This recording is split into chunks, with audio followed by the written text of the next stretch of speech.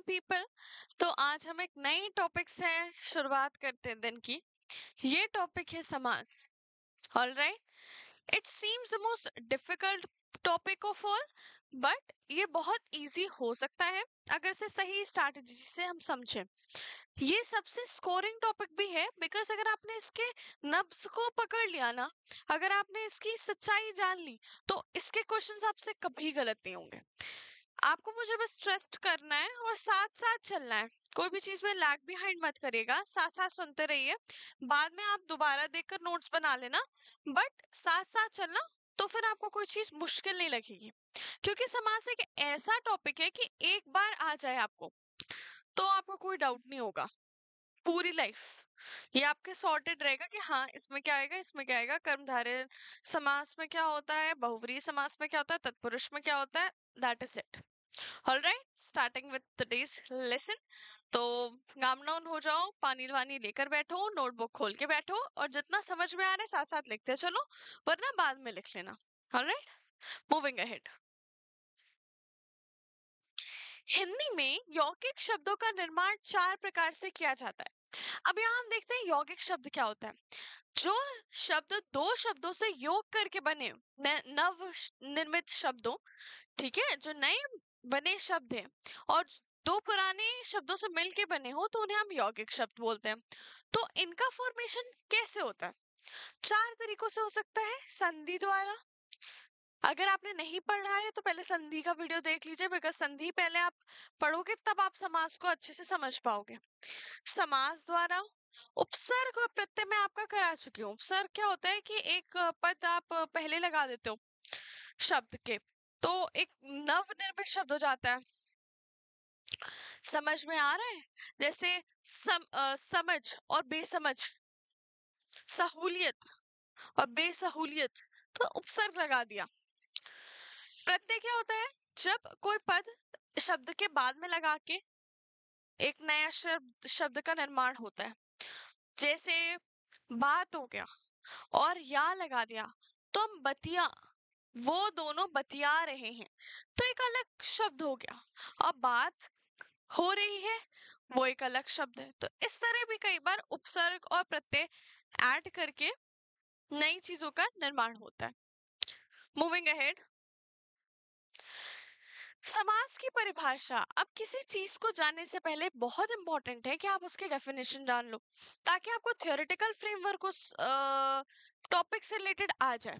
तो जैसे इसमें बोला गया है, परस्पर संबंध रखने वाले दो से अधिक पद मिलकर जब एक स्वतंत्र, स्वतंत्र बोले तो इंडिपेंडेंट, और सार्थक, सार्थक बोले तो मीनिंगफुल शब्द का निर्माण करते हैं, तब उस विकार रहित मन को, विकार रहित शब्द को समास कहते हैं। तो जब दो पद मिलते हैं, एक नए शब्द का निर्माण करते हैं जो कि विकार रहित हो, उसमें मतलब चेंजेस ना होने, उसमें त्रुटियां ना हो, गलतियां ना हो, और एक सार्थक शब्द हो, मतलब मीनिंगफुल। अब बतिया रहे हैं, आपने एक मीनिंगफुल शब्द बना लिया। और राइट, रसोई घर आपने एक मीनिंगफुल शब्द बना लिया। तो अगर ये मीनिंगफुल रहेंगे तब भी आपके लिए बहुत इजी होगा, और इसको हम कहेंगे समास। जैसे राजपुत्र में दो पद है, एक हो गया राजा और एक हो गया पुत्र, इसका विग्रह होगा।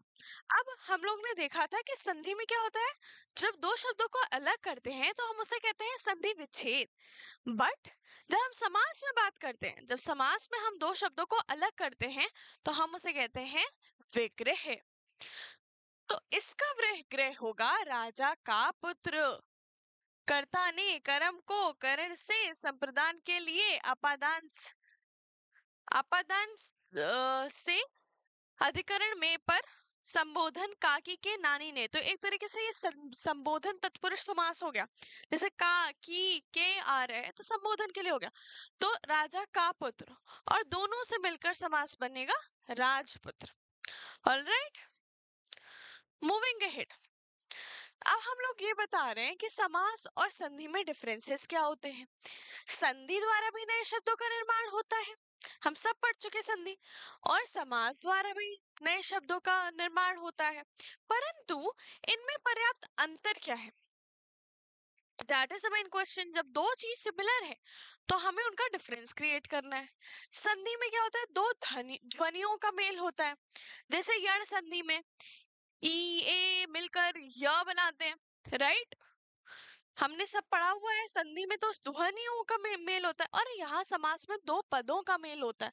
ठीक है, समास समास में दो पदों का मेल होता है। यहाँ पे स होगा। समास में दोनों पदों के बीच की विभक्तियां, कारक चिन्हों का लोप हो जाता है। अब रसोई का घर, रसोई के लिए घर, राजा का पुत्र, तो बीच में जो का है, के लिए है, उसका लोप हो जा रहा है। लोप मतलब इग्नोर। अब मुझे पता है कि आप सब जेंजी हो, बहुत सारी चीजें होंगी जो मैं अगर आपको बहुत डिटेल में पढ़ाऊं या संस्कृत की भाषा शैली में पढ़ाऊं तो वो आपके दिमाग में नहीं जाएगी। और स्कूल में यही किया गया, इसी चीज को कॉम्प्लिकेट करके पढ़ाया गया। पर मैं यहाँ पे आपको जितना सिंपल हो सका है, ताकि आप एग्जाम में बैठकर एग्जाम में स्कोर कर सको, बिकॉज हमारी पढ़ाई एग्जाम ओरिएंटेड हो रही है, राइट। तो हम विभक्तियों को आपको उतना डिस्कस नहीं कर रहे हैं, क्योंकि ताकि वो एग्जाम में भी नहीं आएंगी, और क्योंकि आपको हिंदी में पीएचडी नहीं करनी है, आपको ये वाले एग्जाम में टॉप स्कोर करना है। तो एग्जाम ओरिएंटेड पढ़ाई में हम ये पढ़ रहे हैं कि कारक चिन्ह, चिन्हों का लोप हो जाते हैं, विभक्तियां उतनी हम नहीं पढ़ रहे। जबकि संधि में ऐसा नहीं होता है। संधि में कारक चिन्हों का कहाँ लोप होता है, ध्वनियों का मेल हो जाता है, नए शब्द का निर्माण होता है कि नहीं होता, और मतलब वही रहता है, और मीनिंगफुल एक सार्थक शब्द का निर्माण होता है। सामासिक पद को तोड़ना समास विग्रह, ये मैं आपको पहले बता चुकी हूँ कि समास में जो नए शब्द का निर्माण होता है, जब वे अलग होते हैं तो हम क्या कहते हैं, समासिक विग्रह हो गया। परंतु जब संधि में दो शब्दों का अलगाव होता है तो हम उसे कहते हैं संधि विच्छेद हो गया।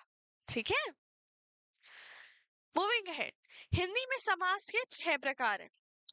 तो अब हम 6 प्रकार डिटेल में डिस्कस करेंगे। पहले हम नाम देख लेते हैं, और इनमें से कई हमने बहुत डिटेल में डिस्कस कर रखे हैं, बट कई ऐसे हैं जो अनटच्ड हैं, तो हमें उन्हें भी डिस्कस करना है। बिकॉज कई समास के तो समझ लो 4 क्वेश्चन रखे हैं क्वेश्चन पेपर में, तो आएगा बेसिक से लेवल और थोड़ा सा एडवांस लेवल। बट आपको बहुत ज्यादा इसमें थीसिस करने की जरूरत नहीं है, पर मैं जितना बता रही हूँ उसको वैसे ही ग्रहण करो ताकि अच्छा स्कोर कर सको। तो होश में हम लोग पढ़ने बैठ जाते हैं। हिंदी में समास 6 प्रकार के हैं। पहला क्या है, अव्ययी भाव समास। सेकंड क्या है, तत्पुरुष समास, इसमें क्या होता है, उत्तर पद प्रधान होता है। थर्ड क्या है, कर्मधारय समास। ठीक है, विशेषण विशेष, उपमा उपमान उपमेय, बहुव्रीहि समास, अन्य पद प्रधान होता है।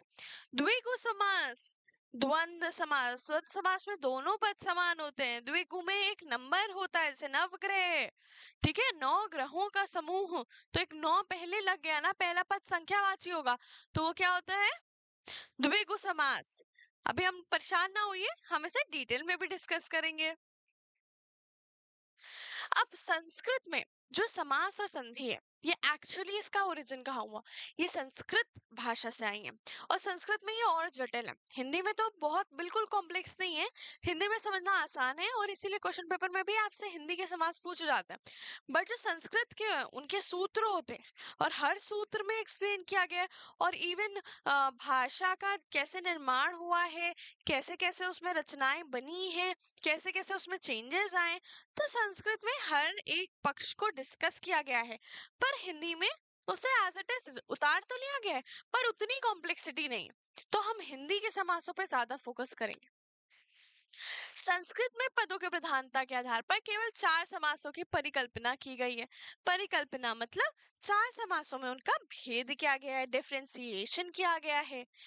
जब पहला पद प्रधान हो तो वो अव्ययी भाव होता है। अव्यय क्या होता है, लिंग वचन या कारक से जिन शब्दों पर प्रभाव नहीं पड़ता है उसे हम कहते हैं अव्यय। व्यय मतलब चेंज हो जाना, उसमें विकार उत्पन्न होता होना। और अव्यय है जहां विकार ना उत्पन्न हो, चेंजेस ना हो। तो जब प्रथम जो पहला शब्द है, दो शब्दों के मेल से बना है। तो जब पहला शब्द है जिसमें लिंग, वचन और कारक से कोई फर्क नहीं पड़ता, जैसे किंतु हो गया, परंतु हो गया, यथा हो गया। अब यथा मतलब होता है उदाहरण के लिए, फॉर एग्जाम्पल, उसे हिंदी हम यथा बोलते हैं। तो जब पहला शब्द ऐसा हो, अव्यय हो, अब यथा में आप चाहे लड़की के लिए इस्तेमाल करो, लड़के के लिए इस्तेमाल करो, बहुवचन के लिए करो, एक वचन के करो, यथा शब्द में चेंजेस नहीं होंगे। जबकि संज्ञा जैसे हो गई, लड़की है, तो अगर वचन बहुत सारी लड़कियां हैं, बहुवचन है, तो लड़कियां बोलोगे, ठीक है। लिंग में चेंज हो गया, मतलब लड़का है, अगर मेल है तो आप लड़का बोलोगे, तो शब्द में चेंज हो रहा है। तो ये व्ययी शब्द हो गए, और अव्ययी हो गए जिनमें कोई विकार उत्पन्न नहीं होगा। अब फॉर एग्जाम्पल रहेगा, चाहे तुम जेंडर न्यूट्रल है ये तो, चाहे बॉयज ले आओ, गर्ल्स ले आओ, प्लूरल ले आओ, सिंगुलर ले आओ, वो एज इट इज रहेगा। तो प्रथम पद प्रधान को हम लोग अव्ययी भाव समास कहते हैं। तत्पुरुष समास, जब हम समास सीखते हैं, पहला एग्जाम्पल लेते हैं। पहला एग्जाम्पल हम क्या लेते हैं? रसोई घर का। क्यों हम रसोई घर का एग्जाम्पल लेते हैं? जब पहला आप घर में भी प्रवेश करते हो तो सबसे पहले रसोई में ही दूध उबाला जाता है, तब घर में नए खाने व्यंजन वगैरह बनना शुरू होते हैं। तो वैसे ही पहला एग्जाम्पल जो लेते हैं वो हम तत्पुरुष समास का ही ले रहे हैं, जब बच्चों को समझा रहे होते हैं कि रसोई घर क्या है, ऐसा घर जिसमें रसोई का कक्ष बना हो या रसोई होती हो। ऑलराइट। तो जब द्वितीय पद पद प्रधान होता है, ऐसे घर, ऐसे स्पेस की बात करें जहां पे रसोई होती हो, तो हम उसे तत्पुरुष समास कहते हैं। ठीक है। दोनों पद प्रधान हो, अग्नि पावल, है ना, ऐसे तैसे, मतलब जो भी दो पद प्रधान हो, दोनों बराबर के हो, आग पानी, तो हम जब हाइफन लगा के यूज करते हैं तो हम द्वंद्व समास कहते हैं। अब द्वंद्व को आप कैसे याद कर सकते हो? द्वंद्व को इंग्लिश में कहते हैं कॉन्फ्लिक्ट, और कॉन्फ्लिक्टिंग सिचुएशन है, दोनों पावरफुल है, दोनों में पावर है, ठीक है, आग पानी हाइफन लगा के, तो हम उसे उस समास को कहेंगे द्वंद्व समास। अन्य पद प्रधान हो, उसे हम कहेंगे बहुव्रीहि समास। ठीक है। लंबोदर है, अब लंबा है जिसका उदर, बात तो ये पेट है, जो पेटू है, कौन है ये पेटू?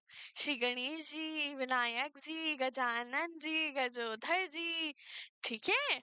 तो ये सब श्री गणेश है, तो हम तीसरे बंदे की बात कर रहे हैं। जब तीसरा इस दुनिया से बाहर अन्य पद प्रधान हो, लंबोदर में तो कहीं गणेश जी का नाम ही नहीं आया, पर जो मतलब निकल रहा है वो श्री गजानन, श्री विनायक जी के लिए है ना। तो हम उसे कहेंगे अन्य पद प्रधान को बहुव्रीहि समास। ठीक है। मूविंग अहेड, कर्मधारय और द्विगु को वहां अलग से समास न मानकर तत्पुरुष में ही समाविष्ट किया गया है। अब मैं आपको बता रही हूँ कि दो समास और हो गए, द्विगु और कर्मधारय, जो हमने संस्कृत में डिस्कस नहीं किए। एक्चुअल हिंदी में तो 6 होते हैं, संस्कृत में उन्होंने 4 में निपटा दिया। कितने? 4 में निपटा दिया। तो बाकी दो समास कहाँ जाएंगे? कर्मधारय विशेषण विशेष्य वाले कहाँ जाएंगे? द्विगु जहाँ पे संख्यावाची शब्द है वो कहाँ जाएंगे? वो हमारे तत्पुरुष में जाएंगे। तत्पुरुष मतलब उत्तर पद प्रधान होगा। 9 ग्रह, तो समूह किसका? 9 ग्रहों का, तो तत्पुरुष हो गया। तो हम यहाँ पे समूह इज इंपॉर्टेंट ना, जब 9 ग्रहों की बात कर रहे हो, नवग्रह है, तो हम ग्रहों की बात कर रहे हैं जो 9 है। किसकी बात हो रही है? 9 नंबर की बात नहीं हो रही है, ग्रहों की बात कर रही हूँ जो कि 9 है। तो उत्तर पद प्रधान है, तो ये क्या हो गया? तत्पुरुष समास हो गया। बार बार बोल रही हूँ ताकि आपके दिमाग में छा जाए। जब भी उत्तर पद प्रधान आए, कर्मधारय आए और द्विगु आए, अगर आपसे पूछे ये किसके अंदर क्लासिफाई हो रहे हैं, तो आपके दिमाग में एकदम फिंगर टिप्स में होना चाहिए कि तत्पुरुष समास। ठीक है। अब अव्ययी भाव समास के बारे में बात करते हैं। जो पहला पहला जो पद होता है उसका प्रधान होता है, और पहला पद अव्यय भी होता है। इसकी प्रमुख विशेषताएं इस प्रकार में कि इसका पहला पद प्रधान होता है और दोनों पद मिलकर अव्यय की भांति प्रयुक्त होते हैं। कि ऐसा कोई जरूरी नहीं कि पहले ही पद अव्यय हो, पर संज्ञा भी हो सकता है, पर दोनों ऐसे मिलेंगे और यथोचित, जो भी उचित हो, मतलब उन्होंने, एक पर्सन ने दूसरे पर्सन ने कहा कि यथोचित समाधान कीजिए, कि जो भी आपको उचित लग रहा हो समाधान करो, पर ये जो यथोचित है वो लिंग वचन कारक से इम्पैक्ट नहीं होगा, तो इसलिए वो अव्ययी भाव समास। ऑलराइट। अव्ययीभाव समास जिन दो पदों से मिलकर निर्मित होता है उनका क्रम इस प्रकार हो सकता है। दो पद मिल रहे हैं मगर हल्के हल्के, ठीक है, तो इसमें हम कहेंगे, हम नेचर देखना चाहेंगे कि पहला पद कैसा है और दूसरा पद कैसा है। इसमें कहते हैं कि पहला पद संज्ञा और दूसरा अव्यय, किंतु पूरा पद अव्यय ही हो।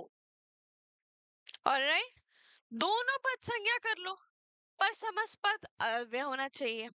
पहला पद अव्यय कर लो, दूसरा पद संज्ञा कर लो, पर जो फॉर्म होगा, जो न्यू वर्ड फॉर्म हो रहा है, वो हमेशा अव्यय होना चाहिए।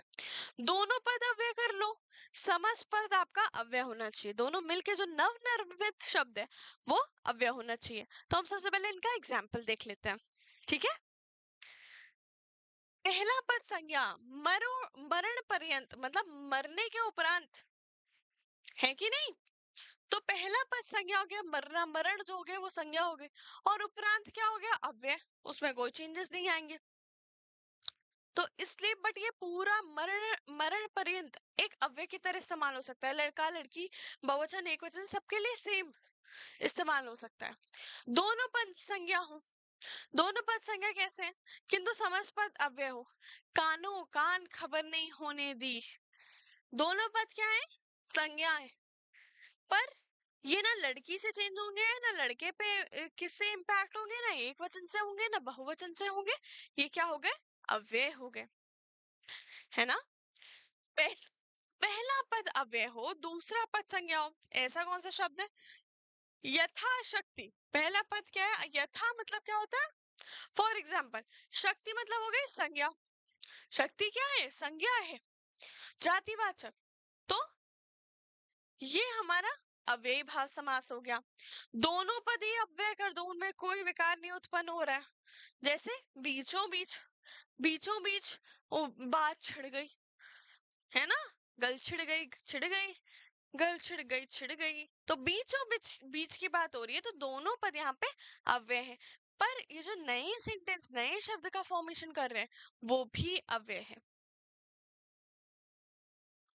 अव्ययी भाव समास में पहला पद प्राय यथा, अब कैसे आप पता लगा सकते हो, यथोचित आ जाए, यथाशक्ति आ जाए, तो आपको उसमें दिमाग नहीं लगाना, आपको समझ में आ गया कि अव्यय दिख रहा है, यथा शब्द दिख रहा है, अव्ययी भाव समास। यावत हो गया, भर हो गया, प्रतिदिन, हर दिन, तो प्रतिदिन में अव्ययी भाव समास है। आ में से कोई भी हो सकता है, तो इन सब में से यथा हो गया, यावत हो गया, भर, भरसक प्रयास किए, भरपेट खाया, तो ये सब क्या हो गया, ये भी अव्ययी भाव है। कोई चेंज नहीं आता इसमें, चाहे लिंग चेंज कर लो या कारक चेंज कर लो। द्विरुक्त पद प्राय अव्ययी समास होते हैं, जैसे घर घर हो गया, पल पल हो गया, तब तब हो गया। अब इसे कंफ्यूज मत करना द्वंद्व समास में कि दोनों पद प्रधान है, नहीं, यहाँ पे अव्यय की बात हो रही है। इन ये यथा, यथोचित, या घर घर हो गया, पल पल हो गया, तो ये सब अव्यय है, ठीक है, दे वोंट चेंज। अब हम बात करते हैं समासिक पद, ये नहीं है, समासिक पद और उनके विग्रह की, कि उनको कैसे, आपको एग्जाम्पल भी तो दे दूं, क्योंकि थ्योरी आप कितना करोगे, क्वेश्चंस आएंगे एग्जाम में। यथा संभव, जैसा संभव हो, यथा स्थान, निर्धारित स्थान पर, मतलब जो भी स्थान आपको दिख रहा हो निर्धारित स्थान पर आप लिख लो। यथा शक्ति, शक्ति के अकॉर्डिंग, शक्ति के अनुसार। यथा क्रम, क्रम के अनुसार। यथोचित, जैसा उचित हो। अत्यंत, अत्य से भी अधिक, अंत से भी अधिक, तो उसे कहेंगे अत्यंत, अत्यंत प्रिय है मुझे, कि अंत नहीं हो सकता इतना अधिक। प्रतिदिन, प्रत्येक दिन। प्रतिलिपि, लिखे हुए किनकल, या प्रतिलिपि मतलब जो भी आपने लिखा हुआ उसकी फोटोकॉपी, उसको कहते हैं प्रतिलिपि, मतलब same to same, same to same but different, that is प्रतिलिपि। अत्याचार, आचार का अतिक्रमण, कि मतलब आचार की भी आपने अत्याचार कर दिया, अतिक्रमण कर दिया, आपने गलत किया ना, अपने अपने राइट्स को आपने बियॉन्ड योर राइट्स आपने कोई काम किया है, लोगों के प्रति जो आपकी ड्यूटीज रहती है उन्हें आपने ब्रीच किया है, तो वो हो गया अत्याचार। नीरव, शोर से रहित, रव क्या होता है, शोर, और शोर से रहित उसे हम नीरव कहेंगे। नी रोग, अति रिक्त, रिक्त से अधिक, अत्यधिक, अधिक से भी अधिक, भरपेट, ये मैंने एग्जांपल दे दिया था, भरसक प्रयास किया, भरपेट की खाया, तो उससे भी हम लोग क्या कहेंगे, अव्ययी भाव समास कहेंगे। हाथों हाथ, हाथ ही हाथ में, दोनों बराबर के पर द्वंद्व समास नहीं है, क्योंकि यहाँ पे अव्यय का इस्तेमाल हुआ है, संज्ञा का नहीं हुआ है। तो हम हाथ ही हाथ में, अनुरूप, रूप के योग्य या रूप के अकॉर्डिंग, रूप के अनुसार। अब तत्पुरुष समास में आते हैं, ये द मोस्ट इंपॉर्टेंट समास है और ये मोस्टली पूछा जाता है। बच्चे डर जाते हैं, उन्हें लगता है कि कितना डिफिकल्ट है ये टॉपिक, हम करें ना करें, बट मैं कहती हूँ आप मेरे साथ बने रहो, आपको सेशन के एंड तक एकदम दिमाग में बैठ जाएगा कि क्या करेक्ट है, क्या रॉन्ग है, किस किस क्वेश्चन को कैसे अप्रोच करना है। ऑलराइट, तत्पुरुष समास क्या होता है, जब द्वितीय पद प्रधान हो। अब तक हम लोग प्रथम पद प्रधान पढ़ रहे थे, पर जब जो सेकंड पद प्रधान हो उसे हम तत्पुरुष समास कहते हैं। इस समास में सामान्यतः क्या होता है, पहला पद विशेषण होता है और दूसरा पद विशेष होता है, बट विशेषण विशेष कर्मधारय वाले पे भी ये कंफ्यूज मत होना। तत्पुरुष समास के विग्रह में विभक्ति चिन्हों का लोप हो जाता है। अब कर्ता ने कर्म को करण से संप्रदान के लिए, ये सब क्या है, विभक्ति चिन्ह होता है। तो जब दो शब्द यहाँ पे मिलते हैं तो उनके बीच का जो हिस्सा है वो गायब हो जाता है, तो इसे कहते हैं विभक्ति चिन्हों में लोप। उसी के आधार तत्पुरुष का नाम करण कर दिया जाता है। जैसे अब यहाँ से एग्जाम्पल स्टार्ट है, ठीक है। कर्ता ने कर्म को करण से संप्रदान के लिए अपादान से अधिकरण में पर संबोधन काकी के नानी ने अधिकरण में पर, ठीक है।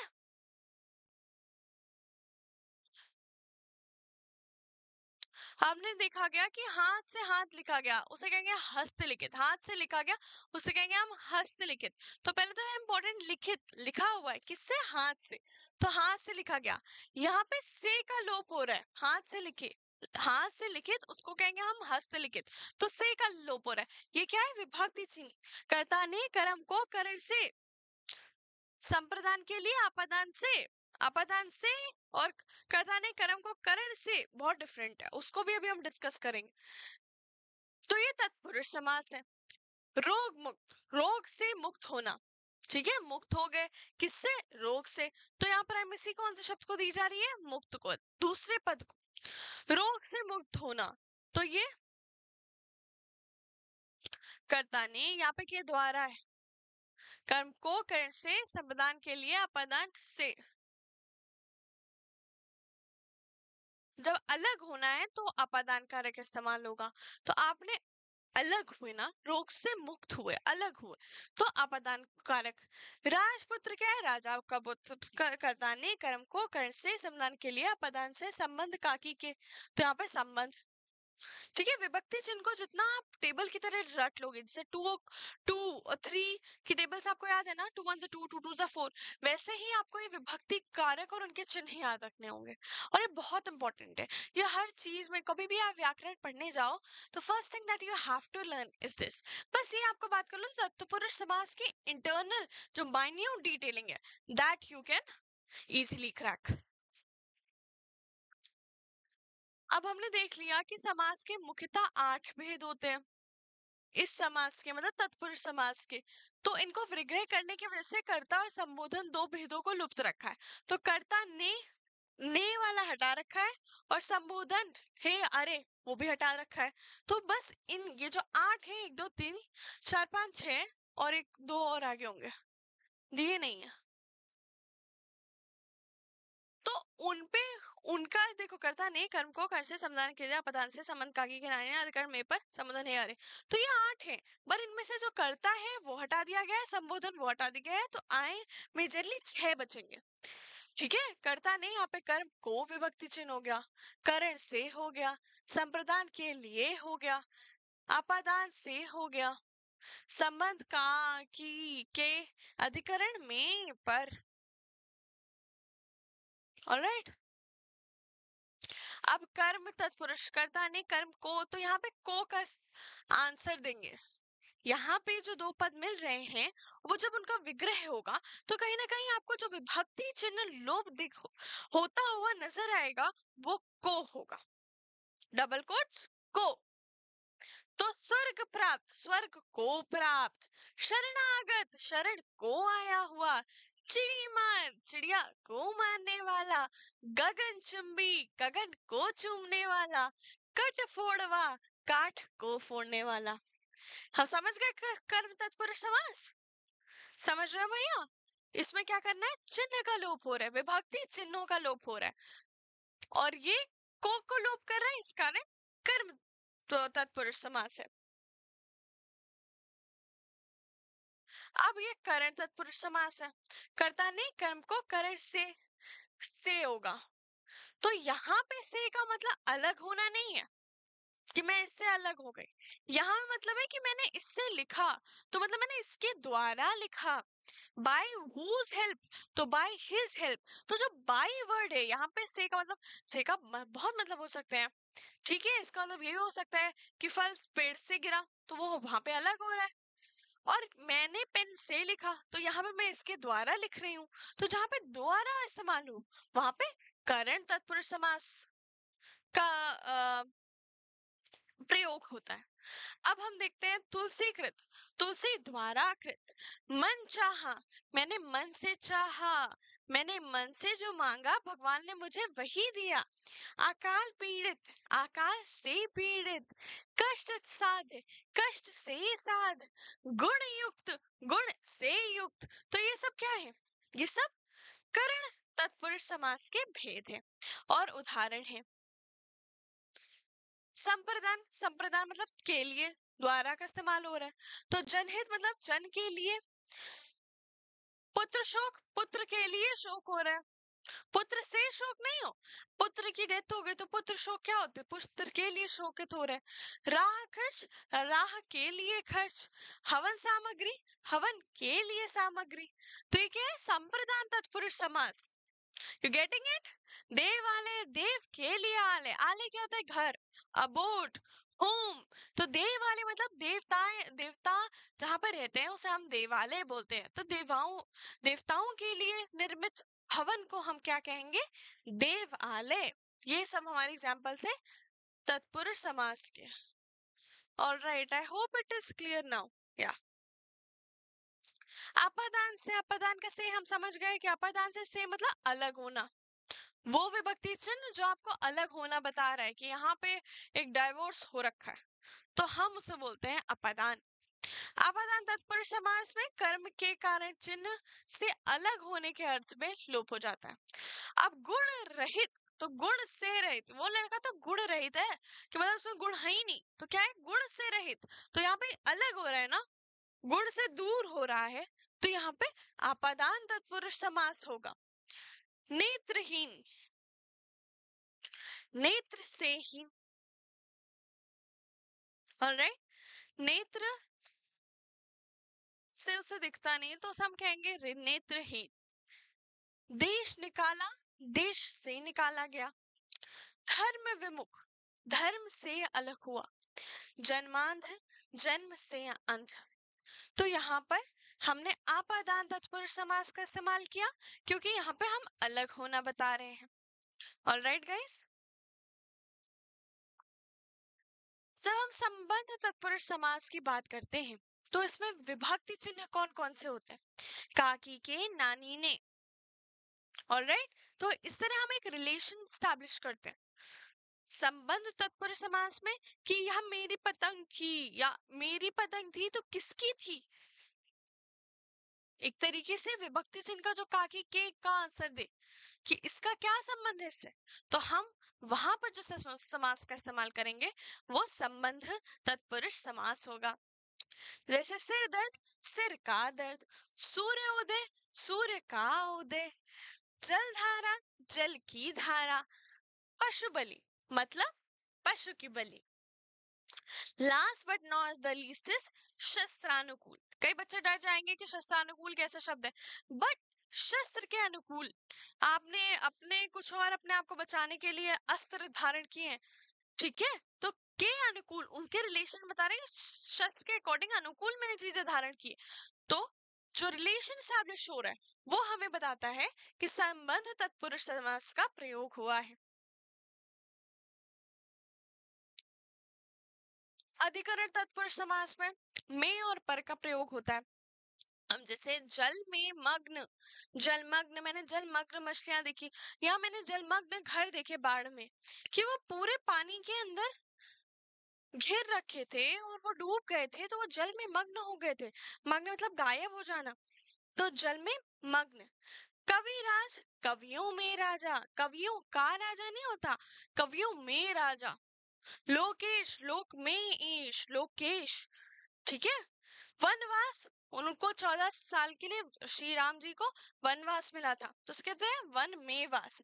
घुड़सवार, घुड़ पर सवार, घुड़ पर सवार एक तरीके से संबंध स्टैब्लिश हो रहा है, कर्ता ने कर्म को कर्ण से संबंध, काकी के नानी ने में पर, अधिकरण होता है में पर। बट घोड़े पर सवार, यहाँ पे क्या, घोड़े का सवार, तो उसे कहेंगे हम घुड़सवार। अधिकरण होता है में और पर, घोड़े पर नहीं, घोड़े का जो सवार है या सवारी है उसे कहेंगे। आप बीती, अपने पर बीती, या अपने पर बीती, ये जो अपने पर बीती है ना, हाँ, तो हम अधिकरण समास, हम अधिकरण तत्पुरुष की तो बात कर रहे हैं। घोड़े पर सवार, अपने पर बीती, वन में वास, कवियों में राजा, जल में मग्न। समहाउ आई फेल्ट कि अभी भी हम संबंध तत्पुरुष समास में बात करें, बट ये एग्जांपल्स तो हमारे अधिकरण वाले हैं। कर्मधारय समास, कर्मधारय समास क्या होता है, जब विशेषण विशेष विशेषण का उनमें रिलेशन हो, या फिर उपमान और उपमेय का हो। अब से महादेव की बात है, अब ये आप लोग सोचोगे कि मैम ये तो बहुव्रीहि समास भी हो सकता है, कि हम थर्ड पर्सन की बात कर रहे हैं, महान है जो देव। पर यहाँ पे हम उसे उस नजर से ना देखकर हम विशेषण विशेष की नजरों से देख रहे हैं, तो ये कर्मधारय समास है। महान है जो देव, यहाँ पे विशेषता बताई, किसकी बताई, विशेष्य कौन है, देव। चरण कमल, कमल के समान जिसके चरण, ऑलराइट। तो यहाँ पे क्या है, कमल विशेषण है, क्या है विशेष, चरण। नील गगन, नीला विशेषण, गगन विशेष। चंद्र मुख, चंद्र के समान मुख, चंद्र सा मुख, ऑलराइट। तो चंद्र क्या हो गया, विशेषण, चंद्र मुख क्या हो गया, विशेष। पीतांबर, पीला है जो अंबर, विशेषण विशेष। बट कर्मधारय के अब हम चार भेद भी पढ़ लेते हैं। विशेषण पूर्व पद, विशेष पूर्व पद। पहला जो पद है वो विशेषण है विशेष। भय पद मतलब जब दोनों ही शब्द विशेषण हो या दोनों ही शब्द विशेष हो, तो हम क्या करते हैं, कर्मधारय समास की बात करते हैं। अब विशेषण पूर्व पद कर्मधारय समास क्या है, इसमें पूर्व पद आपको पहले समझ में आ रहा है देखकर कि पहला पद होगा वो विशेषण होगा। जैसे छोट भैया मतलब छोटे भैया, ऐसे भैया की क्या विशेषता है कि वो छोटे, इसलिए विशेषण पूर्व पद हो गया। नील गाय, गाय की विशेषता है कि वो नीली है। पीतांबर, अंबर मतलब कपड़ा, कपड़ा ऐसा जो पीला है उसे हम कहेंगे पीतांबर, ऑलराइट। देन हम बात करते हैं परमेश्वर की।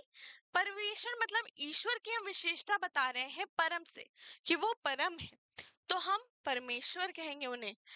प्रियसखा मतलब प्रिय सखा, तो प्रिय सखा कौन है, प्रिय हमारे क्या है विशेषण, सखा कौन है विशेष।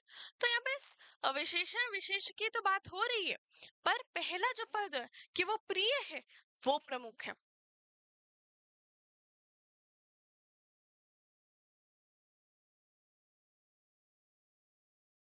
विशेषण के रूप में यदि पूर्व पद कुत्सित हो तो उसके स्थान पर का, कु या कद हो जाता है।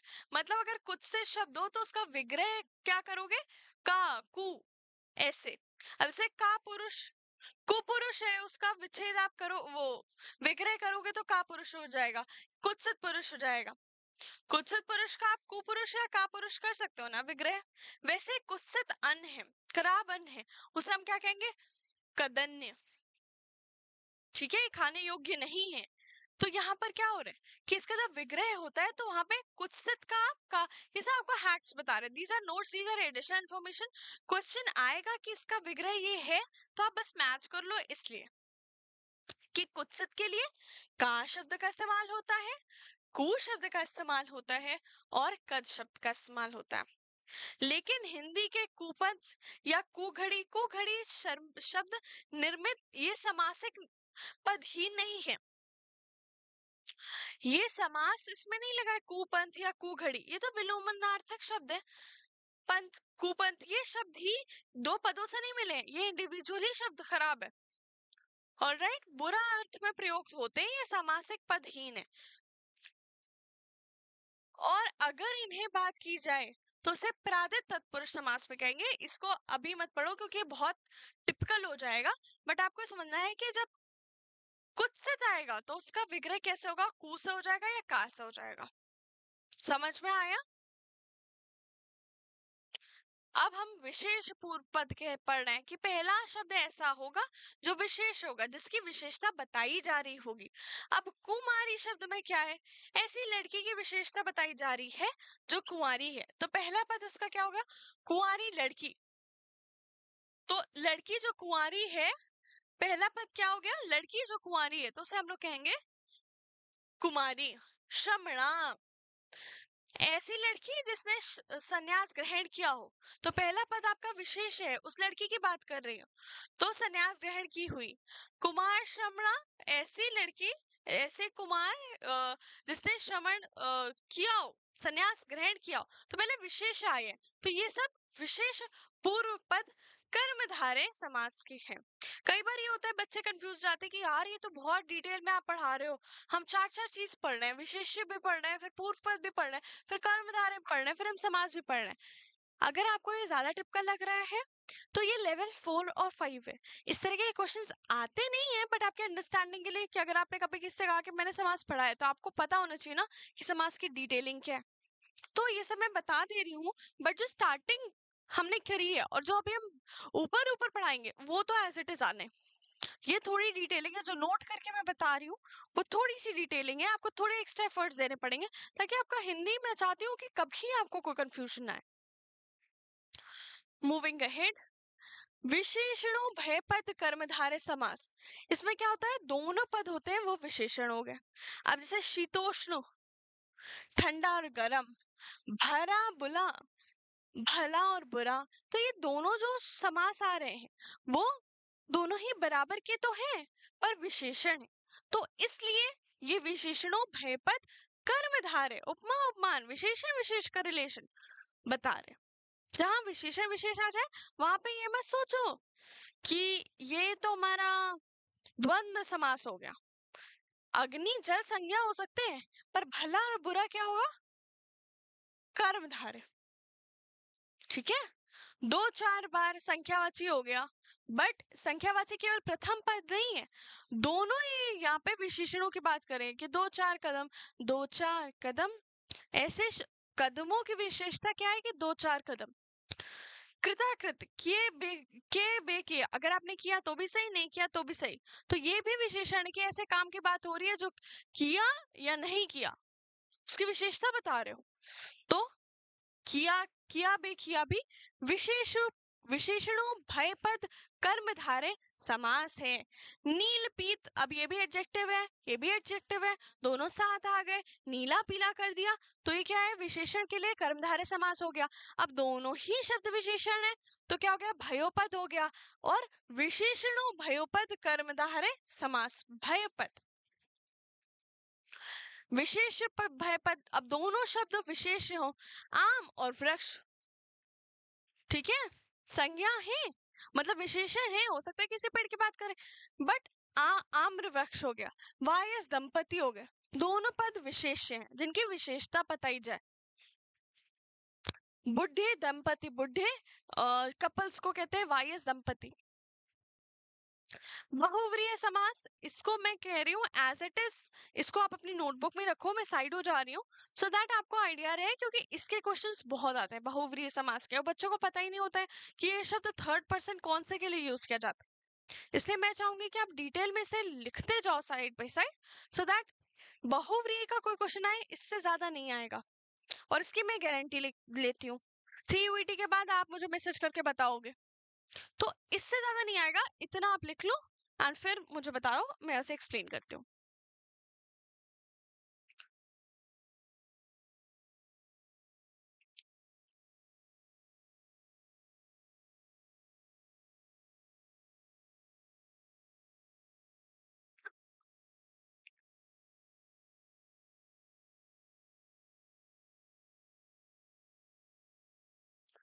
ऑलराइट, ये बहुव्रीहि समास हम डिस्कस कर लेते हैं। अब गजानन, गज के समान है आनन, गज मतलब हाथी, आनन मतलब मुख, गज के हाथी के समान जिसका मुख है वो कौन है? श्री गणेश जी। ऑलराइट, चतुरानन, चार है मुख जिसके। अब चार किसके?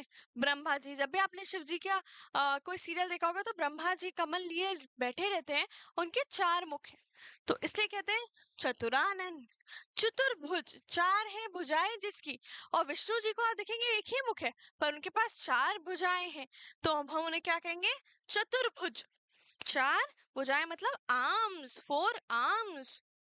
दशानन, दशानन तो हम सबको पता है, रावण जलता है जब दशहरा में, तो उसके क्या होते हैं कि उसके 10 मुख दिखते हैं, तो दश आनन रावण। दिगंबर, दिशाएं हैं अंबर जिसकी, मतलब जो चाहों दिशाओं में फैला है, जिसके कपड़े दिशाएं एंडलेस जो है वो कौन है? शिव। शिव तो आपको पता है आदि, ना आदि है ना अंत है उसका, ठीक है, जो जो एंडलेस है और जो बिगिनिंग में नहीं है, जिसका चारों दिशाओं में जो विराजमान है वो कौन है? महादेव, श्री महादेव। मनोज, मन में हिलता है जन जो, मन ओज, तो मन में जो आपके फीलिंग्स उमड़ रही हैं वो किसके द्वारा उड़ती है? कामदेव। कामदेव आप सब समझ रहे हो। चक्र पाणी, चक्र है पानी में जिसके, जिसके हाथों में, पानी मतलब हाथ, बच्चे समझते पानी मतलब पानी होता है जल, नहीं, पानी मतलब हाथ, ये सब इसको बोलते हैं हैंड्स। तो जिसके हाथों में उंगलियों में चक्र है, सुदर्शन चक्र तो हम सबने देखा है, तो उसे हम कहेंगे विष्णु जी, विष्णु भगवान को। शैलपुत्र पार्वती जी के लिए इस्तेमाल नहीं होता है, ऊंचे पहाड़ों से आई गई रे, एक छोटी सी कन्या, दुर्गा माँ के लिए इस्तेमाल होता है शैलपुत्री, तो ये पार्वती जी, दुर्गा माँ के ही रूप है, तो ये पार्वती जी के लिए इस्तेमाल होता है। राम अधरण, राधा रमण, राधा रमण श्री गोविंद बोलो, तो ज्यादातर आपको गानों से याद करना पड़ेगा। तो राधा के साथ जो रहते हैं रमण, वो कौन है? श्री कृष्ण। भ्रमण वगैरह करते हैं, उनके साथ रहते हैं, राधा जी के जो निकट है, जो समीप है, वो कौन है? राधा रमण श्री गोपाल बोलो, श्री कृष्ण जी। विषधर, विष को जिसने हर लिया, जब लक्ष्मी जी आई थी और जब समुद्र में मंथन हो रहा था तो विष भी निकला था, तो सारे देवताओं ने शिव जी के पैरों पे गिर गए, उन्होंने कहा आप विष पी लीजिए वरना हम सबकी मौत हो जाएगी, तो उन्होंने अपना विष लिया बट उसे अंदर तक नहीं जाने दिया, आज तक उनके गले में, तो वो नीला नीला उनका गला दिखता है, तो उन्होंने विष को धारण किया हुआ है, वो कौन है? श्री शंकर जी। विषधर, और विषधर उसके लिए भी कहते हैं जो सर्प को धारण करता है, तो एक तरीके से शंकर जी ही है। आशुतोष, आशुतोष क्या हो जाता है? आशुतोष है शीघ्र, जो तैश में आ जाते हैं, शीघ्र जो गुस्सा कर देते हैं। शंकर जी जब तक शांत है शांत है, पर जब उनको गुस्सा आता है तो उन्हें गुस्सा आने में क्षण भर नहीं लगता और प्रकृति में वो तांडव कर देंगे, ठीक है, तो इसलिए शीघ्र हो जाते हैं जो तुष्ट, उसे कहते हैं शंकर जी। चंद्र है जो चूर्ण, उनके माथे पर जिसके सफेद भस्म लगा हुआ है, चंद्रचूर्ण, ठीक है, जब आप शंकर जी को बोलोगे तो वो भस्मों की होली खेलते हैं, जो राखें होती है राख की होली खेलेंगे, तो वो अपने मस्तक पे लगा लेते हैं, तो हम कहते हैं चंद्रचूर्ण। चंद्र है, चंद्रमा है जिसके मस्तक पर, और उनके मस्तक पे आप देखेंगे कि एक चंद्रमा, चंद्र आकार का चंद्रमा लगा रहता है और फिर गंगा जी बहती रहती है, तो वो शंकर जी हैं।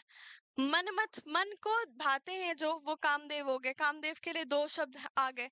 पीतांबर, पीला है अंबर जिसका, वो श्री कृष्ण, श्री कृष्ण हो गया, ब्रह्मा जी हो गए, पीतांबर बोलते हैं उन्हें। चंद्रशेखर, चंद्र है जिसके शिखर पर, वह शंकर जी है। पंचानन, पंच है जिसका मुंह, वो भी शंकर जी हैं। दिखाते नहीं है बट उनके 5 फेसेस। अब द्विगु समास, द्विगु समास हम सब पढ़ रहे हैं। द्विगु समास में पहला पद संख्यावाची होता है। इसको पहचानना बहुत बिल्कुल मुश्किल नहीं है। इसके उदाहरण देख लेते हैं। नवग्रह, पहला पद नौ है।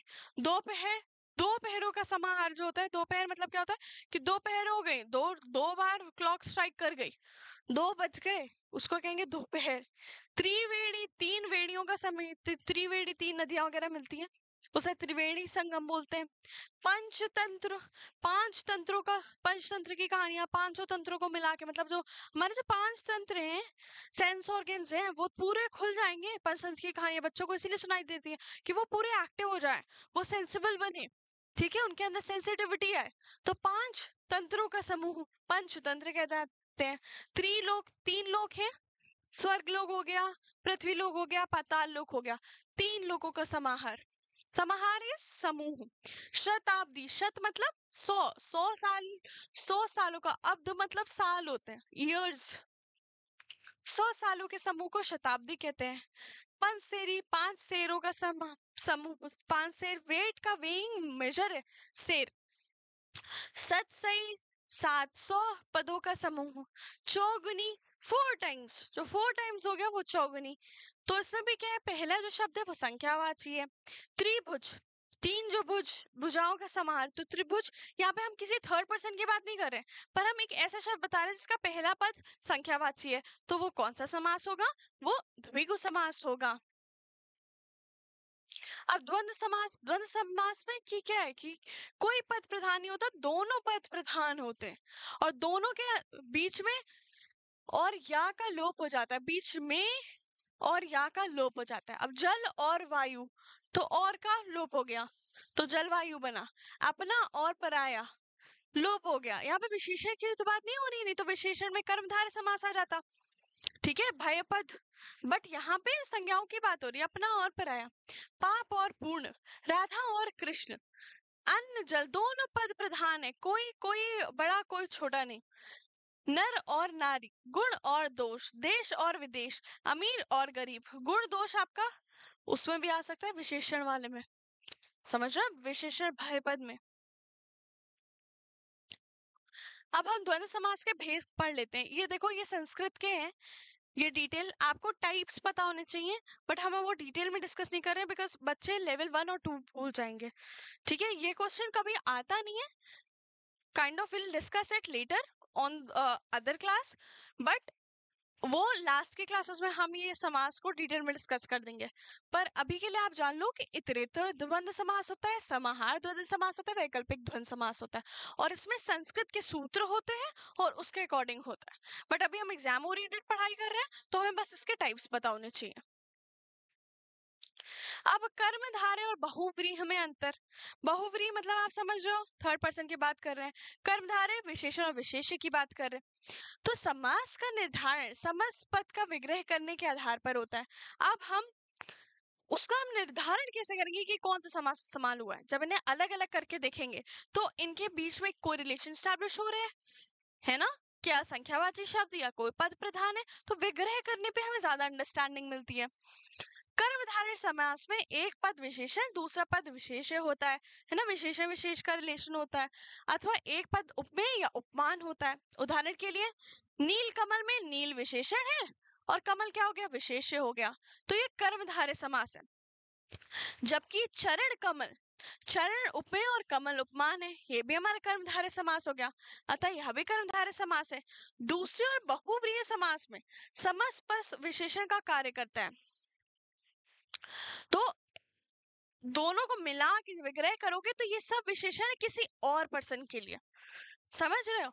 जैसे चक्र पाणी, जिसके हाथ में चक्र है, तो हाथ चक्र सब कुछ विशेषता एक साथ मिलकर विशेषता बता रहा है किसी और की, इसलिए हम लोग बहुव्रीहि समास कहेंगे उसे। कर्मधारय में दोनों मिलकर किसी और की बात नहीं कर रहे, बहुव्रीहि में लिमिटेड एग्जांपल्स है। अगर आपने वो लर्न कर लिया तो आप देखकर समझ जाओगे, अच्छा ये तो इन भगवान की बात कर रहे हैं या इसकी बात कर रहे हैं, रावण की बात कर रहे हैं, है ना, कामदेव की बात कर रहे हैं, आपको आइडिया मिल जाएगा। अब द्विगु और बहुव्रीहि में अंतर। बहुव्रीहि आप फिर समझ रहे हो कि वो थर्ड पर्सन की बात कर रहे होगे, द्विगु मतलब क्या हो गया, संख्यावाची हो गया। तो आपको समझना पड़ेगा कि जब संख्यावाची शब्द पहला पद संख्यावाची वो किसी और से मिले और थर्ड पर्सन की बात करे तो बहुव्रीहि है, पर वो किसी और रेलिवेंट पर्सन की बात ना करे तो वो संख्यावाची शब्द होगा। ऑलराइट, मतलब द्विगु समास उसमें इस्तेमाल हुआ होगा। कभी कभी संख्यावाची शब्दों से प्रारंभ होने वाले पद में द्विगु समास होता है तो कभी बहुव्रीहि।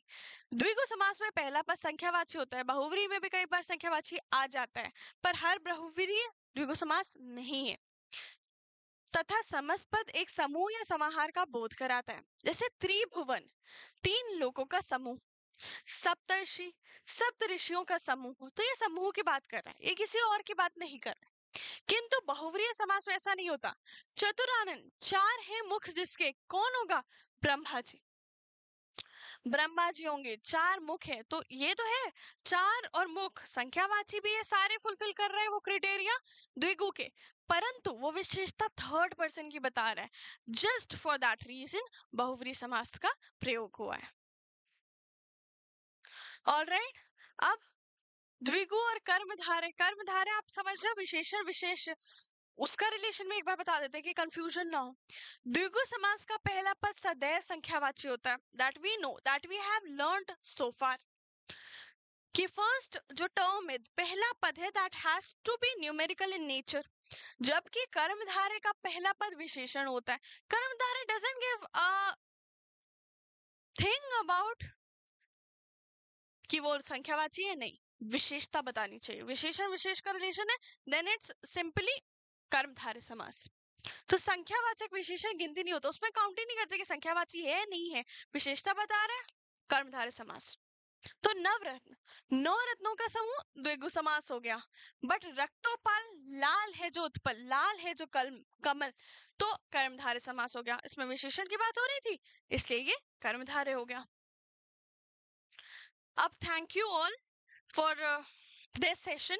मेरे को ये कहना है कि आप YouTube पे भी हम बहुत सारे PYQ डिस्कस कर रहे हैं, उसे आप लाइक करोगे, शेयर करोगे, आप सब्सक्राइब करोगे, प्लस आप कोर्स आपने लिया है आप अपने फ्रेंड्स को भी बोलो, बिकॉज यहाँ पे हम जो आने वाले क्वेश्चन है, not the past but future we are discussing here, and it's very important and urgent कि अभी से हम एक एक सब्जेक्ट जो भी आपका वीक है, क्योंकि हमने PYQ डिस्कस किया, आपको बहुत चीजें समझ में नहीं आई होंगी, तो अब हम डिटेल डिस्कशन कर रहे हैं। बहुत नॉमिनल रेट्स में कोर्सेज हैं, आप अपने फ्रेंड्स को भी सजेस्ट करो, साथ में देखो, और इसी तरह कोई भी डाउट हो तो हमें अप्रोच करो। Thank you all, have a nice day.